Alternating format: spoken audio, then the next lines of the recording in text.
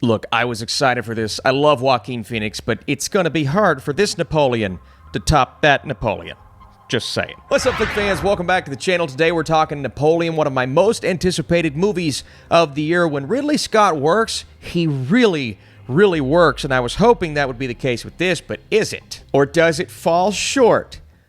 Because Napoleon, that's a Napoleon joke. Oh, brother, this guy stinks! So this is an epic that details the checkered rise and fall of French Emperor Napoleon and his relentless journey to power through the prism of his addictive, volatile relationship with his wife, Josephine. And Josephine is played by Vanessa Kirby. Like I said, Ridley Scott is the director, and this movie is definitely rated R for strong violence, grisly images that don't include bears, sexual content, and brief language. Ridley Scott, I mean, he's directed some of the best sci-fi movies of all time, but his consistency as of late, it's not been great. You have Alien Covenant, and then The Last Duel, which was awesome. Everybody was excited for House of Gucci, but that was divisive. And, you know, one of my favorites, The Martian, I mean, one of my favorites. Oh, no, I forgot he directed The Counselor.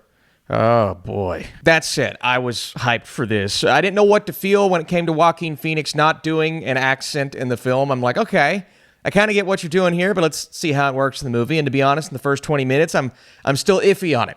But as the movie progresses and you get to know his version of the character, not a fully historically accurate version because they take liberties, they're doing some things in here that probably didn't happen, but Ridley Scott is kind of making it his own while keeping him consistent, at least with the character that I know from the history books. I didn't know him personally, though. You don't say. Yeah, this ended up being a very dynamic version of Napoleon, and I didn't expect that after 20 minutes because at the beginning of the film, you see mannerisms and you get an idea as to the type of man that he is. We'll talk about it, but there's not a lot of dialogue there. So I was questioning the approach with the character and then Joaquin Phoenix's approach with, you know, how he displayed that, but it ended up being one of the highlights of the movie, and that's great. And then there's the relationship between he and Vanessa Kirby's Josephine, and that is definitely focused on throughout the film. I didn't expect this to be part romance, but it's absolutely part romance, and in my opinion, they nailed certain aspects of that relationship, aka the performances and sometimes the chemistry, but the romance itself was something that the movie tries to make such a big deal, and by the time you get to the end, at least I was thinking to myself, I wish they would have either committed to that more or just kind of pushed it to the side and spend more time doing the things that were more exciting than that relationship, because there was something about it that didn't quite work. And I don't want to say it's the chemistry, because Kirby is spectacular in the film. I think her performance is as good as Phoenix's performance, but anytime they're on screen together, whenever Napoleon is very clearly infatuated with her and they're trying their best to make it this big thing in the film, I just felt like aspects of that fell short. The writing there wasn't as impressive as the writing in other places, and because we're going back and forth so often, and then for about 45 minutes we kind of forget about this character and it's all over like that, I'm like, why did you spend so much time? I get it, but at the same time, you know, Ridley Scott said there's a 4-hour cut of this film. I believe this would have been a way better storyline in a 4-hour cut. Wow. And that's the crazy thing about this movie. At only 2 hours and like 40-ish minutes, it feels way too long. But I compare it to other films this year, and Oppenheimer, for me, was one that flew by. I absolutely loved it. It was 3 hours.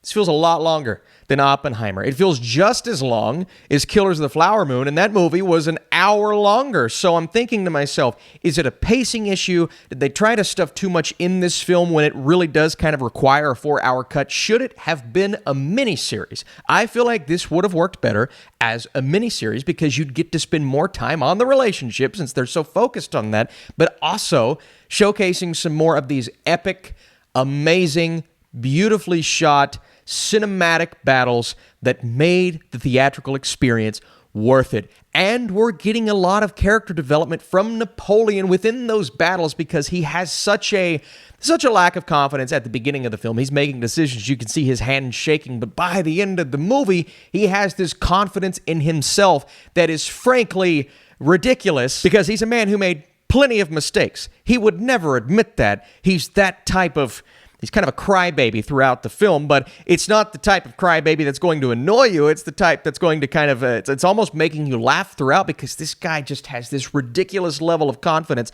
and he somehow weaseled his way into this position with this such a poor attitude at times, but Joaquin plays it brilliantly. And that side of the story, the rise and the fall, without some of these other subplots that just took away from what I was enjoying, that was spectacularly executed. But again, it did feel a little choppy because we're kind of all over the place. We go from battle to battle and mindset to mindset. And oftentimes when we go from how he's feeling one way to drastically different, there's nothing in between to connect that. It's just from here to here. And then the movie also, and I'll promise I'll talk more positively here in just a second, it also just kind of forgets about integral plot points. There's a subplot here, a storyline where Napoleon needs an heir. Josephine, they don't know if they can quite get there with her. They bring somebody else in.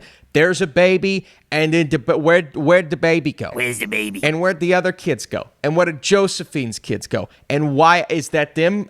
I don't know. And not that the movie had to explain everything to me, but some characters are just completely forgotten about. And having an heir is such a big part of this story in the second act, and it's nowhere to be found in the third act. They don't even mention it again. And I'm thinking, okay, well, all right. So again, a 4-hour cut would probably do this film justice because I believe there's a fantastic movie in here. Ridley Scott is committing so hard to this material, to these beautiful battles filled with amazing cinematography, a score that is, it's super memorable. It's not one of those you're going to listen to out of the moment, but while the movie's going, it works really well. The lead up to each individual battle and then the brutality of those battles, man, you're going to see some things in this movie. If you love horses, you're going to have to look away a couple times because it's not even just the people, man. It's the animals. But the women. And the children, too. And without this, I think the movie could have been bad. There's almost a modern approach to how Joaquin Phoenix reads his lines for Napoleon. And there's a subtle sense of humor in there. I didn't expect there to be this much humor in the movie, specifically from that character. It's very dry.